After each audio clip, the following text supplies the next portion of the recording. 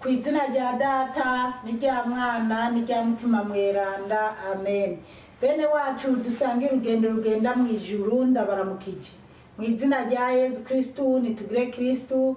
Turacabandanya mu gitabo c'Abanyeroma ku kigabane cyaho kindwi guhera ku karongo kindwi gushika ku ka 13.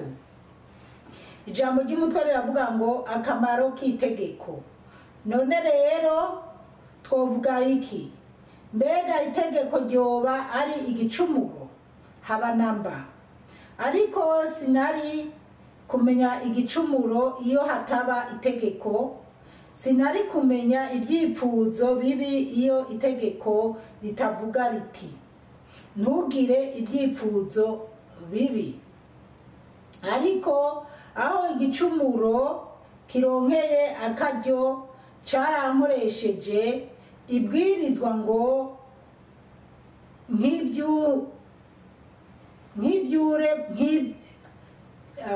carankoresheje ibwirizwa ngo kimvyuremo ibyipfuzo bibi byose, nkako atategeko ririho igicumuro kirapfa.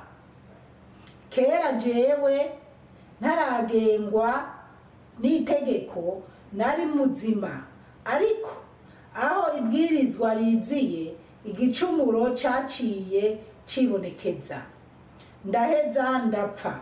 Ibwirizwa ryozanye ubuzima, nasanze ari ryo rinzaniye urupfu. Nkako aho igicumuro kironkeye akaryo carandyosheje gikoresheje ibwirizwa kandi kinyicisha iryo bwirizwa nyene. Yamara rero itegeko nigeranda, n'ibwirizwa nyene nigeranda, riratunganye kandi ni byiza. Mbega none ikintu ciza cokwegera urupfu? Haba namba. Ariko igicumuro kugira ngo cibonekeze ko ari igicumuro, cakoresheje iciza ngo kinkwegere urupfu, kugira ngo igicumuro gikoreshe ububasha bwaco bwose bwo gucumuza mu gukoresha ibwirizwa. Bene wacu muri Yesu Kristu, iri ni ijambo ry'Imana. Dushimiye Imana, haleluya, amen.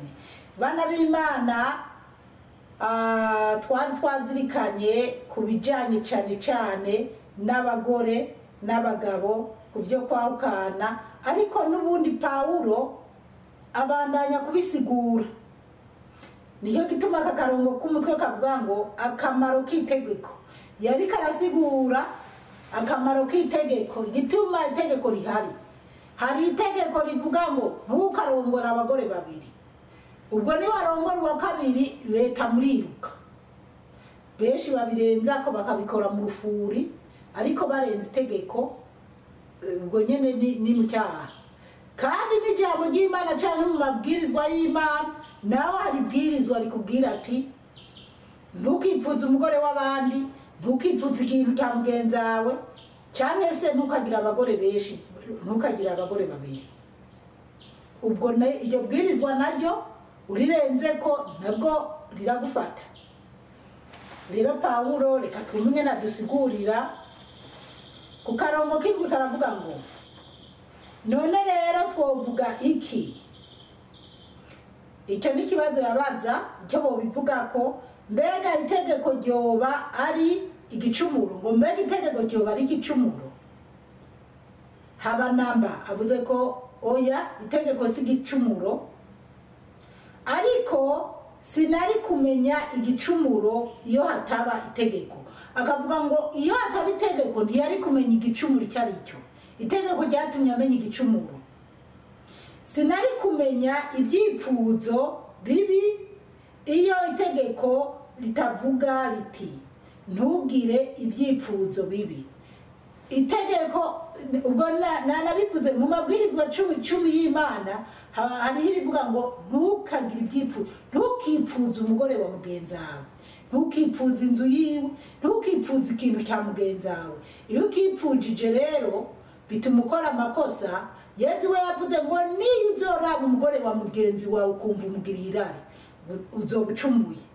Ubwo rero Pawulo yamenye ko itegeko rimubuza kwipfuza ikintu cy'abandi, ko ari itegeko kandi ari ikintu kibi kijana mu rupfu. Imana iduhe gutahura cyane. Rero ntitukipfuza ibitari gwacu. Ni wabura umukene ba mu bukene bwawe, ntukipfuza inzu ya mugenzi wawe. Ariko ari ibintu bimwe byo kwipfuza ubona ko utari kuracumura. Mugabo wumve ko ari umuntu yipfuza, hariho kwipfuza ati kugira inzu nziza, reka nkore cyane nubaka inzu nziza. Hariho no kwipfuza ati yo mbega inzu Maragarita bamwo, Maragarita afise inzu nziza, ukumva wa murarikira ariho havamwo akabari Maragarita akabari nk'umugore atagira umugabo. Bikaba byatuma wowe uri umusore cyangwa wowe uri umugabo uza kumwinjirira. Ngiye nibuka mu nkambi, abantu bamwe bariko baratukana, umwe acavuga ngo urugo rw'umugore ngo atagira umugabo ngo rinda atogwinjira. Urya mugore kubera yari umumama yifitiye abayeho neza, hanyuma umugabo umwe akaba ashaka kwinjira uwo mugore, mugabo uwo mugore ntiyamushaka. Kandi hari urumva uwo mugabo yabona abandi bagabo baje cyangwa se hari umugabo yahatemberera, kandi icyo nzi cyo nuko uwo mugabo ata bintu byo kubana cyangwa iby'ubusambanyi bari bafitaniye na nyamugore. Mugabo uwo mugabo yari umugabo ararikira abagore cyane, agashaka kwinjirira uwo mugore. Hanyuma rero igihe kimwe baratukana, batukanye atuka uwo wundi mugabo ngo niba ushaka kuzuraza kujyayo wenyene, ngo uza kujya ngo ibyiwe ngo wenyene, ngo mbega urugo ngo rutagira umugabo, ngo ujya mugore ngo atagira umugabo ngo w'umubose ngo atururira. Urumva rero bana b'Imana, kwipfuza ukipfuza umugore yibereye mu nzu yiwe, bigatuma woba akubera sugamami. Imana tutabare cyane. Reka tubandane.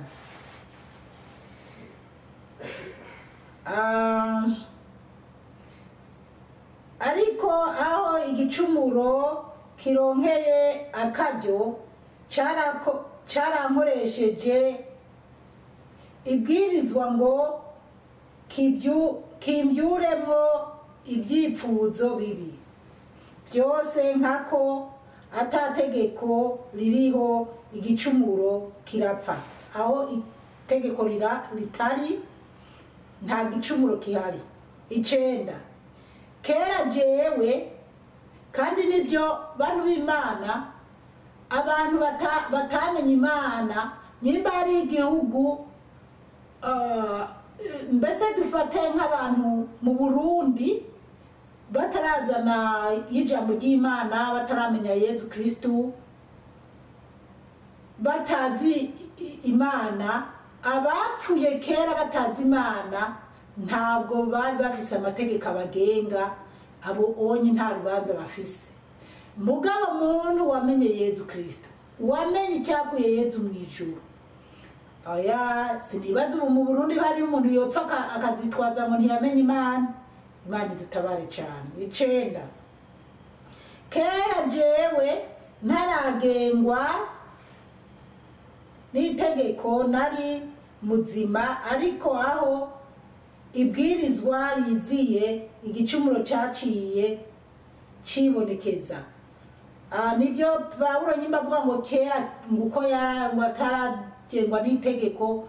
Muzi ko Pawulo kera yarazi ngo ariko arakorera Imana, kandi ari mu byaha byo guhama abakristo, azi neza ko ibyo arimo atangorane zihari. Mugabo nyuma Yesu amaze kumwiyereka, yamenye neza ko ibyo ariko arakora ari amafuti.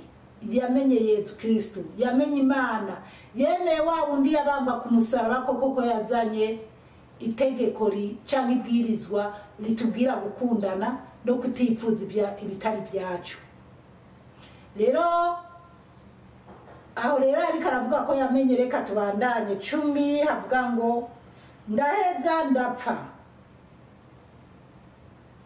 Ibwirizwa ryazanywe ubuzima, ibwirizwa murantunga, ndaheza ndapfa, ibwirizwa ryozanye ubuzima, nasanze ari ryo rinzaniye urupfu.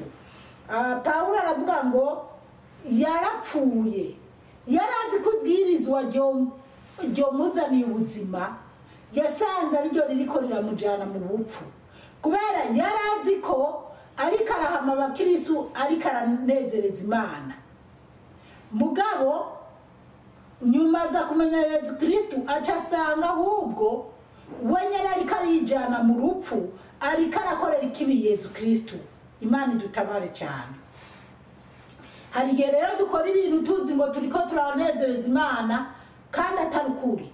Nukuraba abantu b'Imana, nukuraba ibintu dukora nyimba koko biri mu Imana, nyimba koko ari bihesha icyubahiro Imana.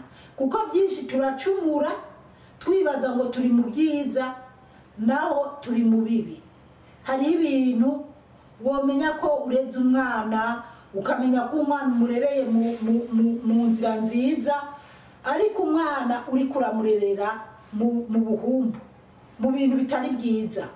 Hakaba ibintu wo kwigisha umwana wawe wibaza kuri kuramwigisha ibintu byiza, mugabo ukazisanga yagiye yabikuriyemo ari ibintu bidahesha icyubahiro Imana, nawe ukazicuza nyuma ati kuki naretse umwana akaja muri ibi nibi, akazaraza gutamba muri za club abitangura, ukumva umenga n'ibintu biryohereye ijisho byiza, mugabo nyuma ukazisanga byari ibintu bidahesha icyubahiro Imana.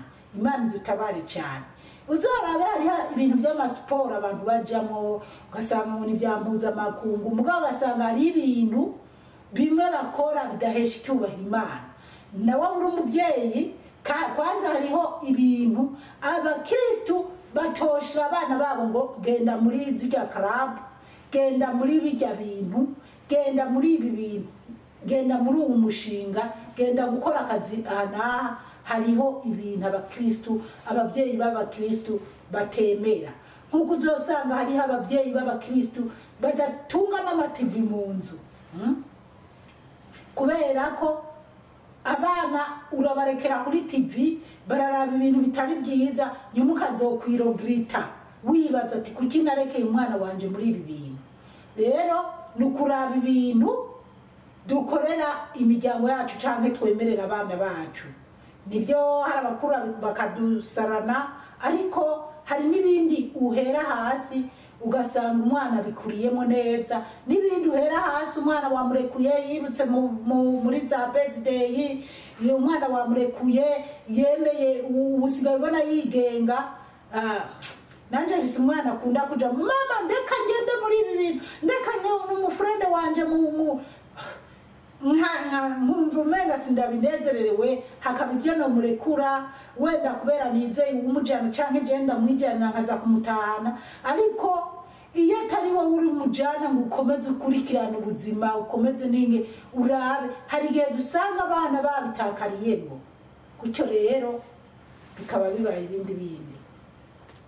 11 naho akavuga ngo nkako aho igicumuro kironkeye akaryo carandyosheje gikoresheje ibwirizwa, kandi kinyicisha iryo bwirizwa nyene. Pawulo ngo igicumuro ngo cyaramuryoshesheje, azi ko ariko arakora ibwirizwa, azi ko ariko arakora ikintu kiza ku Mana. Igicumuro kikamuryoshesheje ngo gendwe, urumva ariko aragwanya abakristo, yibaza neza ko ari Imana iri kiramushima, yibaza neza ko ibyo arimo ari byo byiza, kumbe sibyo byiza. Nicyo gituma abana b'Imana mu madini tureke gucyozanya, turabe ingene twitwara ku madini. Bantu b'Imana, mu madini turankana, mu madini turatukana, mu madini yo bigera mu bihugu biteye imbereho ugasanga byarabaye ndase, kandi no mu Burundi maze kubona ko bihari. Ugasanga kweri naka ntidusenga hamwe, ujya n'umugarariji ujya rero ujya nawe yopfa yoja mu muriro ibiki n'ibiki, ugasanga ntiwemera idini asengeramo. Ariko umuntu atagutuka, umuntu ubona atatukana atiba, nta mpamvu zo kubabazwa n'idini yisengeramo. Reka bagende mu madini uko bashaka, Imana izojonjora. Ciwe ndi mugatolika, ariko nubwo ndi mugatolika ubutumwa mvuga si ubw'abagatolika, kuko jewe Yezu Kristu yambwiye kubwira uwo ari we wese. Yambwiye ko umugeni wiwe atari idini rya gatolika gusa, ko umugeni wiwe ari mu madini atandukanye. Mugabo hari amadini ane Yezu Kristu yamishuriye. Rero yaramamishuriye ko amadini menshi yanyeretse ubuzu bwinshi bubi. Rero benshi ntukuraba neza amadini muza murinjiramo, kuko ubu idini ni business. Amadini menshi ni business, ntabwo ari rayo rikarajana abantu mu ijuru. Imana dutabare cyane, nukuraba neza. Kandi turi mu bihe bigoye, umuntu adashishoje reka twibandanirize. Twariko turavuga Pawulo niwe ariko aratwiganira ibyagiye biramushikira n'ingene twokwitwara twebwe abakristo. 12 yamara rero itegeko ni geranda, itegeko ni geranda, nibwirizwa nyene ni geranda, ngo nibwirizwa nyene ni geranda, riratunganye kandi ni byiza. Itegeko ni geranda, nibwirizwa ni geranda. Rero amategeko ahari kugira ngo abantu ntibitwara uko bashaka. Abantu b'Imana yataba amategeko mu isi, abantu baba bitwara gute? Muze murabe ku isi yose nta tegeko riha uburenganzira umuntu ngo nibamwice. Hari n'ibihugu, hari ibihugu umuntu akora ikosa bagatanga itegeko ngo bamwice, ariko amategeko ntiyemera ko kwica umuntu, baramupfunga. Kandi igihugu kirimo itegeko ryo kuvuga ngo umuntu niyakora igikorwa kibi gituma yicwa. Iryo tegeko naryo si ribi, kuko yakoze icyaha, igihugu cyafashe umwanzuro wo gukora icyo kugira rihashe inkozi z'ibibi. Rero amategeko ahari kugira ntiducumure, kandi ibwirizwa ry'Imana rihari kugira ntidukore amakosa, ntitwipfuze ibitari bwacu ngo duhave twicana. Kuko murazi neza abagore benshi bararoga abagore bagenzi babo, uti napfe sigarana umugabo, canke ujya yopfa nanje nkinjira hajya. Kandi abagabo benshi barapfa bishwe n'abagore, kuko umugore hari igihe avuga ati, abagore babiri basangiye umugabo, umwe aravuga ati twopfuma tumubura twese, canke umusore yatendetse abakobwa barenze umwe. Hari igihe bavuga ati sha ujya ari umufiyase wanje, none twopfuma tumubura twese. Umuntu agapfira uko. Ndibuka umusore umwe w'iwacu kweri yapfiriye mu nkambi ya Rukore, azize abakobwa babiri, nyene umwe ati twopfuma tumubura twese, bamuhasuma arapfa. Imana dutabare cyane. Ibyo rero biriho cyane. 19 mbega none ikintu ciza cyo kwegera urupfu. Ngo mbega none ikintu kiza cyo kwegera urupfu. Ntabwo ikintu kiza cyegera urupfu. Reka tubanze turabe. Haba namba wenye navuze ngo ya ikintu, mbega none ikintu ciza cyo kwegera urupfu. Arasubije ngo ya haba namba.